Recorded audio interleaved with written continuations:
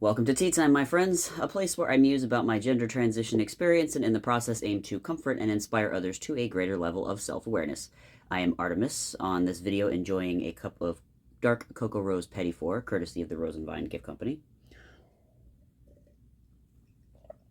And I'm going to throw down my 2 cents on this issue that seems to continue to clog the pipes of progress, which is who should be allowed to use what bathroom.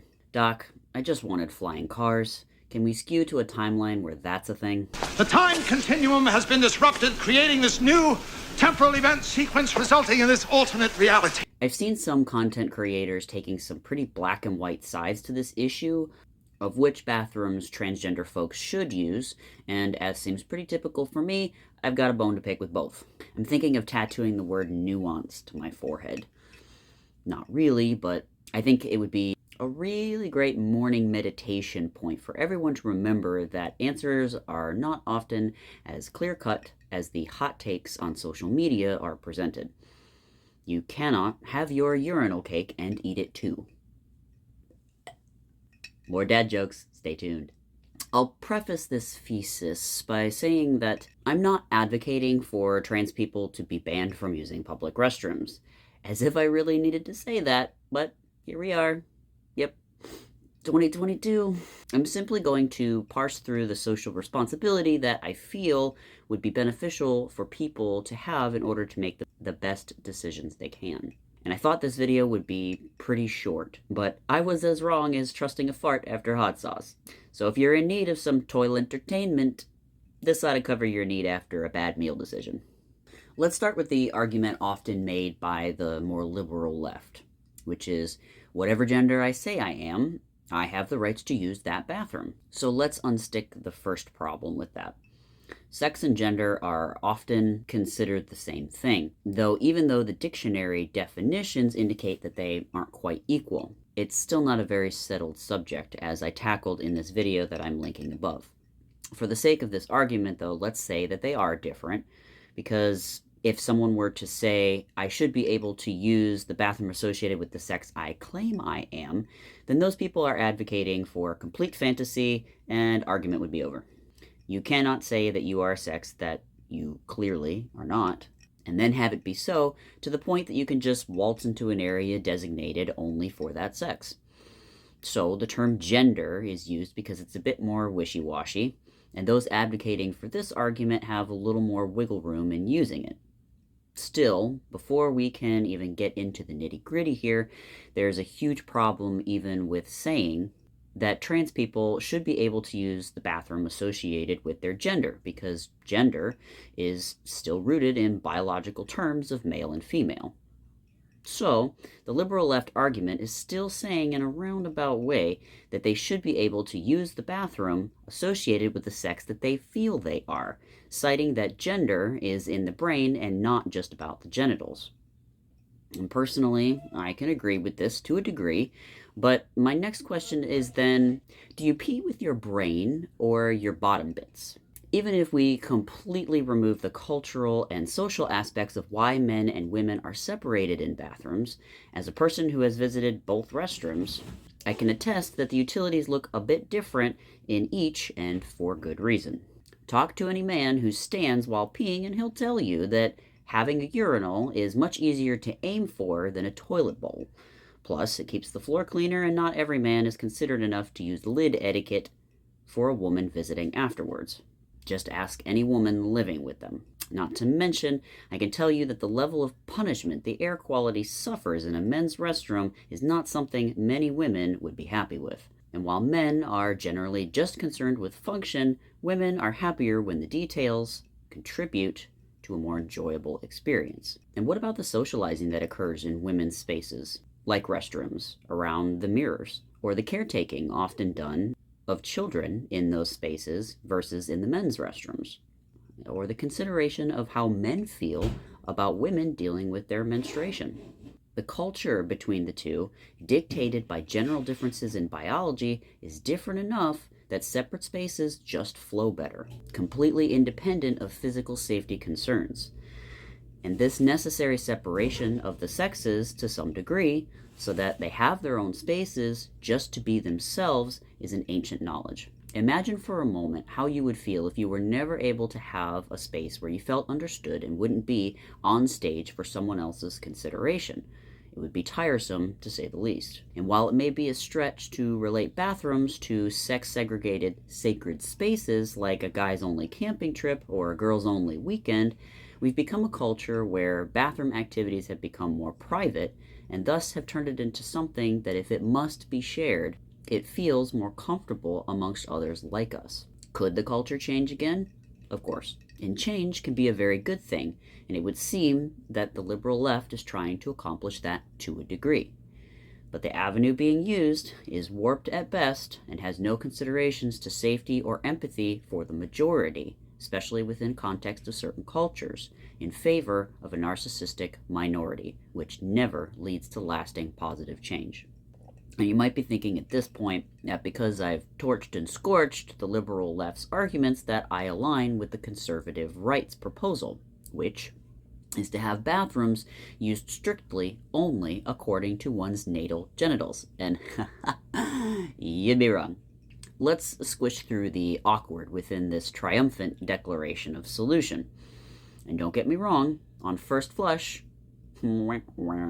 I understand why a frustrated right-leaning crowd would chop the problem down to the root in an attempt to stem the insanity. But just like allowing someone to self-claim their sex is a bit radical, I think this solution could be too, and I'll explain why. For starters, let's just say that a measure like this was implemented, minus a genital guard on post at the entrance to public restrooms scanning for holes or poles. It's getting weird. And people strictly adhered to using the bathroom for the sex for which they were born. Now, intersex or hermaphrodite people aside, there's a huge societal consideration that the majority of average people would suddenly have to integrate, and that is what they're seeing and are prone to believe with the reality, and then trust that this is so. Two major hurdles. So, for example, someone who looks on the outside like a male walks into a female restroom.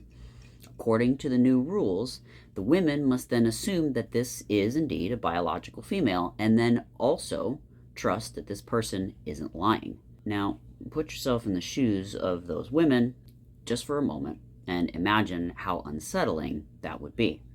And for what? Do you think the trans man wants to be in the women's restroom? No. I can tell you the answer is no. There's a reason that they transitioned. And what about trans women? Imagine a trans woman, whether she appears as a woman or not. This person, in my opinion, has an even tougher time. Statistically speaking, men presenting more femininely in this way are at higher risk of violence, at least here in the United States, the current cultural conditions, and indeed in other countries throughout the world. And outing them like this is placing a greater spotlight on them. Not to mention, the average person has very little understanding of transgenderism at this point in history, even though, in the United States, we're more visible, the understanding still lags behind. And this may always be so. And the unfortunate fact about human nature is that when something is poorly understood, it's often stigmatized and or feared. An agitated state that puts everyone on edge, and in this instance, it's happening only because we've hypothetically forced people to use bathrooms based on their genitals. And is that really all worth it? Now, perhaps some of you are thinking, wait, claiming that bathrooms should be used only according to natal sex is exactly the system that has been in place all along. So what's wrong with going back to that? This, so far, has been an honor system, and even in a society where there are the dishonorable among us, there have usually been enough visual cues to indicate sex that imposters could be spotted and dealt with accordingly. Because yes, there are relatively general, noticeable differences between men and women. It's a system that has worked, but does not have an answer for transgender individuals who are passing as the opposite sex, which is more common today than it ever has been due to the acceptance of medical interventions. More on that at the end of this video, but for now, let's follow the suggested solution as absolutely as possible for the sake of the argument. Do we really want a society where genitals must be verified before entering a public restroom? Of course not. That sounds absolutely insane, and not to mention a complete waste of resources. So if we've been operating under this honor system this whole time, and for the vast most part it's worked out, what's the issue now? As I stated, we've recently come up against trying to find a solution for transgender individuals that are now more out, so to speak. Now, for the sake of some brevity, I won't elaborate too much on the fact that the number of people who think that they are transgender is much larger than the number of people who are actually transgender. But it's typically the former who are screaming the loudest about trans rights. Many truly transgender people have been handling this bathroom issue just fine for decades already. And as far as I can see it, the issue has stemmed from radical activism insisting that we validate people's identities by allowing boundaries to be eroded. Boundaries that are there for good reason. And why do I say good reason? Well, notice how no one is talking about trans men using men's restrooms. That is, biological women presenting as men using men's restrooms. That's because the trans man is the one at immediate physical risk if discovered by anyone opposed to her presence. And men either don't speak about it or are largely unconcerned, unlike biological women, who are the ones more at risk if a biological male identifying as a female enters their private space. And ladies and gentlemen, I am not stating that men are predators or monsters. The men who would take advantage of claiming themselves female to gain access to women's spaces are the ones we're talking about here, which is a huge distinction to make. And statistically speaking, there are a similar number of true transgender individuals who mean no harm and just want to use the bathroom, and men who would prey on women because they would be allowed to pass into their restroom. So, gaining the comfort of trans women comes at the cost of allowing in predatory men who would use that loophole. And honestly, I think that's an incredibly tragic thing. That some bad turds would ruin the entire bowl for the whole punch. And it's often the truly trans women who don't pass as well that end up suffering. Their male puberty causes more irreparable change than the female puberty of a trans man. So often, the trans man can pass easily, but a trans woman is likely to have trouble. And that just plain sucks. Ultimately, though, forcing biological men to be allowed to enter women's only spaces just by identifying as a woman is a move that mostly only narcissistic, likely predatory men like Jessica and Eve are pushing. Because an empathetic and considerate trans woman who just wants to use the restroom in peace is not going to force themselves into the equation like that. Their empathy means that they consider the feelings of others in the space they wish to inhabit and make choices that are respectful, even if it comes at a cost to themselves. In the grand scheme of spectrum of human rights, using the toilet of your choice is a pipe dream, not an entitlement. Okay, so let's cut the crap. What's the solution to this trans toilet drama? Like I said, before all this radical activism, trans people were handling this in a way that minorities ultimately end up doing, which is in a way that doesn't make waves because you can't please everybody all of the time. Certainly, societies cannot cater to minorities because that's not how functional societies operate, and it isn't automatically oppression if some minor facet of your minority experience isn't accommodated in a wider public space. The transgender population of the past understood and took responsibility for their own situation and adjusted where necessary. To them, just getting marriage rights would have been a reasonable compromise, for which they understandably lobbied, and they handled their bathroom business privately. And to practice what I preach, here's how I handled my personal situation. In the beginning of my transition, I used women's restrooms because I looked still like a woman. When I started looking more androgynous, I found unisex or companion or single-stall restrooms wherever I went, and finally, when I started passing regularly as a guy, I took a deep breath, marched into the men's restroom like I belonged there, and that was that. A sort of fake it till you make it. I didn't use the women's restroom anymore because, as a person who looked like a dude, that would have caused more social alarm than just using the men's restroom. even though technically I'm not a man. And yes, this is as murky as sewer water, and you can absolutely make an argument that if I were to be a moral absolutionist, I just should refrain from using any restroom unless it is a single stall, single occupancy kind of space, or an explicitly labeled unisex bathroom. And I wouldn't argue with you. The compromise that I have made is one that keeps social order on the surface and gives me a little bit less complication when a potential urgent need for bathroom arises. And in general, this is my sort of decision-making default. The sort of don't ask, don't tell that keeps society running until perhaps such time that everyone is ready to have a conversation about it and come up with something else that works. Maybe with a little more transparency. Sometimes, though, we have to get comfortable with what we don't know. Sort of like how we've only explored 5% of the ocean that covers 70% of our planet. And yes, friends, I live with thalassophobia every day. So speaking of struggle, yes, it was more work for me to navigate the stages of my transition, and even if I never passed as a man, allowing me to avoid confrontation in gendered restrooms, it would still be my personal concern to solve.